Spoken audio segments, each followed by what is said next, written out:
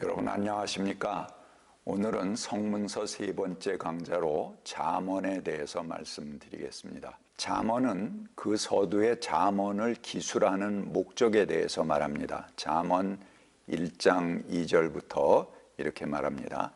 이 잠언은 지혜와 훈계를 알게 하며 명철의 말씀을 깨닫게 하며 정의와 공평과 정직을 지혜롭게 실행하도록 훈계를 받게 하며 어수룩한 사람을 슬기롭게 하여 주며 젊은이들에게 지식과 분별력을 갖게 하여 주는 것이니 지혜 있는 사람은 이 가르침을 듣고 학식을 더할 것이요 명철한 사람은 지혜를 더 얻게 될 것이다. 잠언은 모나지 않게 생활하는 법, 생활예절, 계급관, 세계관, 처세술 등 다양한 지혜들을 망라하고 있습니다.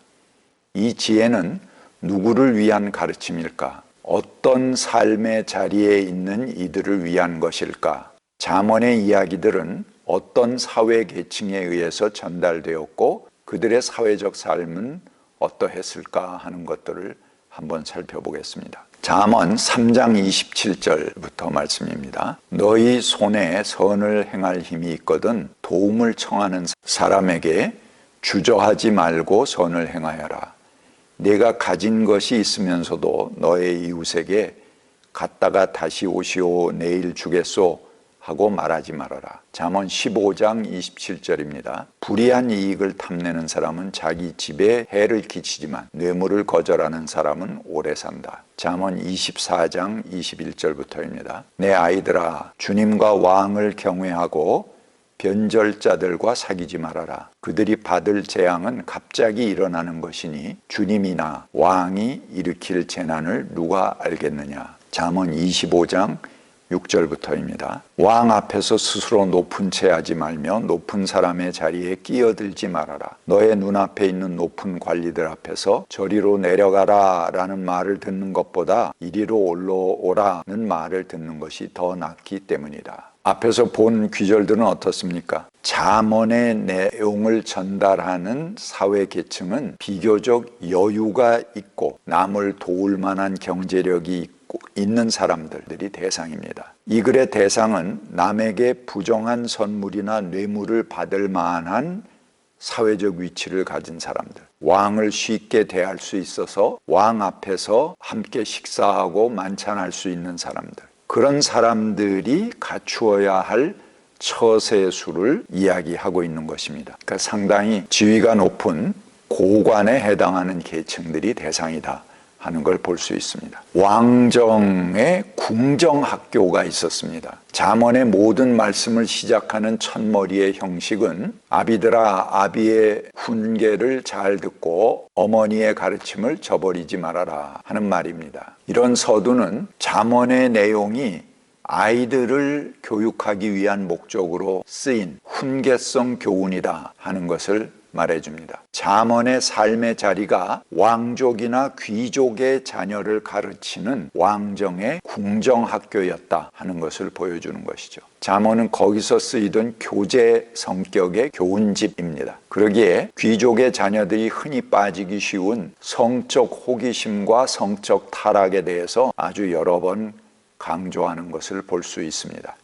잠언 5장 2절부터 이렇게 말합니다. 분별력을 간직하고 내 입술로 지식을 굳게 지켜라. 음행하는 여자의 입술에서는 꿀이 떨어지고 그 말은 기름보다 매끄럽지만 그것이 나중에는 쑥처럼 쓰고 두 날을 가진 칼처럼 날카롭다. 그 여자의 발은 죽을 곳으로 내려가고 그 여자의 걸음은 스올로 치닫는다. 잠언 5장 19절부터입니다. 아내는 사랑스러운 암사슴, 아름다운 암노루, 그의 품을 언제나 만족스럽게 생각하고 그의 사랑을 언제나 사모하여라. 내 아들아 어찌하여 음행하는 여자를 사모하며 부정한 여자의 가슴을 껴안겠느냐. 잠언 6장 34절부터입니다. 그의 남편이 질투에 불타서 복수하는 날 조금도 동정하여 주지 않을 것이다. 어떤 보상도 거들떠 보려고 하지 않을 것이며 아무리 많은 위자료를 가져다 주어도 받으려 하지 않을 것이다. 잠언 9장 17절부터입니다. 훔쳐서 마시는 물이 더 달고 몰래 먹는 빵이 더 맛있다라고 한다. 그런데도 어리석은 사람은 죽음의 그늘이 바로 그곳에 드리워져 있다는 것을 모른다. 그 여자를 찾아온 사람마다 이미 스올의 깊은 곳에 가 있다는 것을 그 어리석은 사람은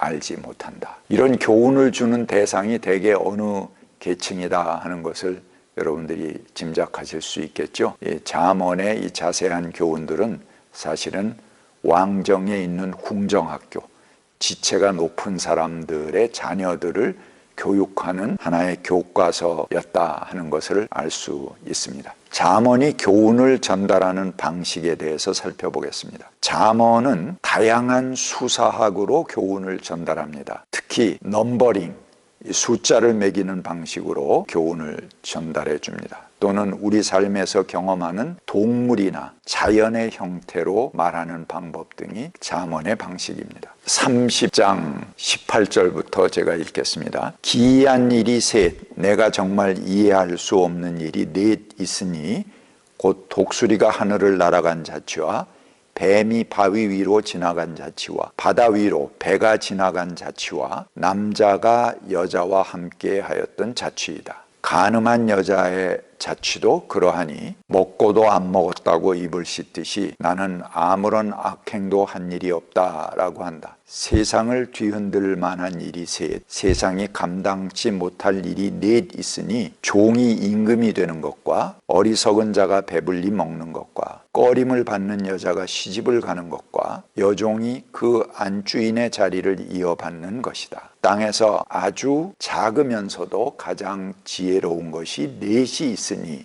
이렇게 무엇이 셋 있고 넷 있고 이런 비유를 통해서 이야기해 줍니다. 잠언 6장 6절부터 보겠습니다. 게으른 사람아 개미에게 가서 그들이 사는 것을 살펴보고 지혜를 얻어라. 개미는 우두머리도 없고 지휘관도 없고 통치자도 없지만 여름 동안 양식을 마련하고 추수 때에 먹이를 모아둔다.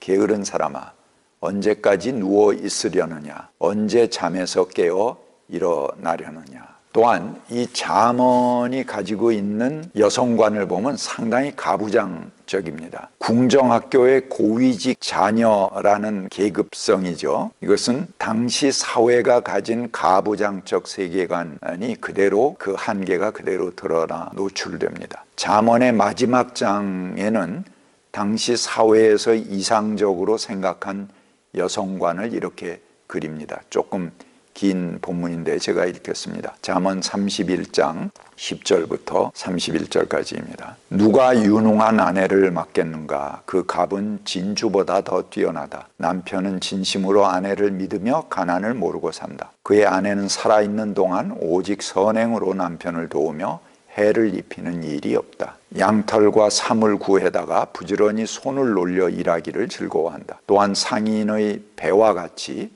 먼 곳에서 먹거리를 구하여 오기도 한다. 날이 밝기도 전에 일어나서 식구들에게 음식을 만들어주고 여종들에게는 일을 정하여 맡긴다. 밭을 살 때에는 살펴본 다음에 사들이고 또 자기가 직접 번 돈으로 포도원도 사서 가꾼다. 허리를 단단히 동여매고 억센 팔로 일을 한다. 사업이 잘 되어가는 것을 알고 밤에도 등불을 끄지 않는다. 한 손으로는 물레질을 하고 다른 손으로 실을 탄다. 한 손은 펴서 가난한 사람을 돕고 다른 손은 펴서 궁핍한 사람을 돕는다. 온 식구를 홍색 옷으로 따뜻하게 입히니 눈이 와도 식구들 때문에 걱정하는 일이 없다. 손수 자기 이부자리를 만들고 고운 모시옷과 자주색 옷을 지어 입는다. 남편은 마을 원로들과 함께 마을 회관을 드나들며 사람들의 존경을 받는다. 그의 아내는 모시로 옷을 지어서 팔고 띠를 만들어 상인에게 넘긴다. 자신감과 위엄이 몸에 배어있고 미래에 대한 두려움이 없다. 입만 열면 지혜가 절로 나오고 혀만 움직이면 상냥한 교훈이 쏟아져 나온다. 집안일을 두루 살펴보고 일하지 않고 얻은 양식은 먹는 법이 없다. 자식들도 모두 일어나서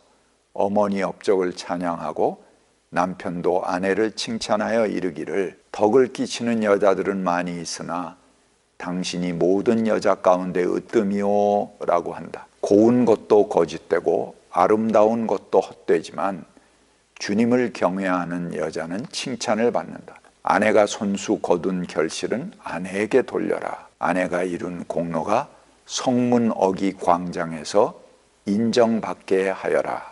제가 청년이었을 때 결혼하는 여성에게 교회 목사님이 덕담으로 주시던 말씀이 바로 이 잠언 31장입니다. 하지만 지금은 자동으로 이 성경을 읽으면 아멘 아멘 하는 교우들일지라도 이 말씀 앞에서 차마 아멘 소리가 떨어지지 않을 듯 합니다. 도대체 이 여성은 언제 잠을 자고 언제 쉰단 말인가? 한 손으로는 물레질을 하고 한 손으로는 뭘 하고 밤에 등불을 끄지 않고 이 여인은 도대체 자기 자신을 위한 삶은 어디 있단 말인가? 일하는 여성들의 삶을 위해서 슈퍼우먼 방지법을 발의하는 우리 현실에서 진정한 슈퍼우먼이 되라고 권하는 이 잠언의 말씀은 불편합니다. 잠언의 여성은 경제활동의 주체이기도 합니다. 그는 직접 집안의 모든 살림살이를 돌봅니다. 몸이 10개라도 모자랄 판입니다. 이 이야기의 앞권은 16절에 있습니다. 밭을 살 때에는 잘 살펴서 사들이고 또 자기가 직접 번 돈으로 포도원도 사서 가꾼다. 여기 자기가 직접 번 돈으로 이거 주목해 보시기 바랍니다. 남성이 바라는 모든 요구사항이 여기에 응축되어 있는 듯합니다. 그러면 도대체 이 노래 속에서 남성은 도대체 뭘 하는가? 이것도 아주 압권입니다. 23절에 보면 남편은 마을 원로들과 함께 마을 회관을 드나들며 사람들의 존경을 받는다 라고 말합니다.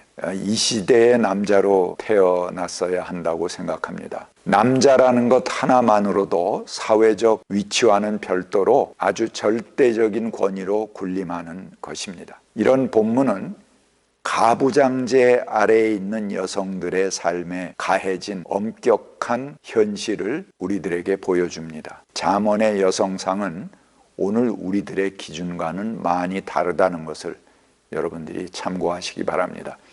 그래서 이 말씀, 옛날에는 결혼하는 여성들에게 읽어주고 눈물 툭툭 흘리면서 은혜 받던 본문인데 오늘의 변화된 가치관으로 이 본문을 보면은 이거 도대체 무슨 얘기야? 하고 동의 안 되는 본문일 수 있습니다.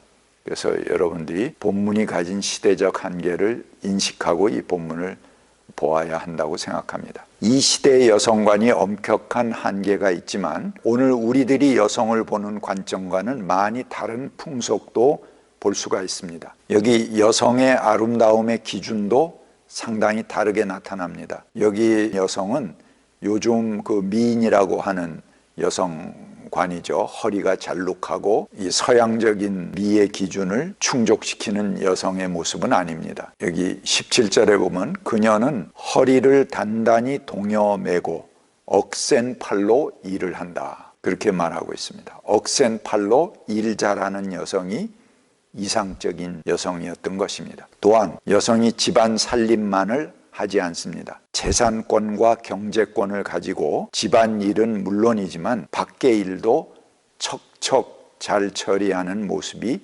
매우 인상적입니다. 여성을 집안에 들인 머슴 정도의 노동의 도구로 생각하는 측면이 큰 것 같습니다. 감사합니다.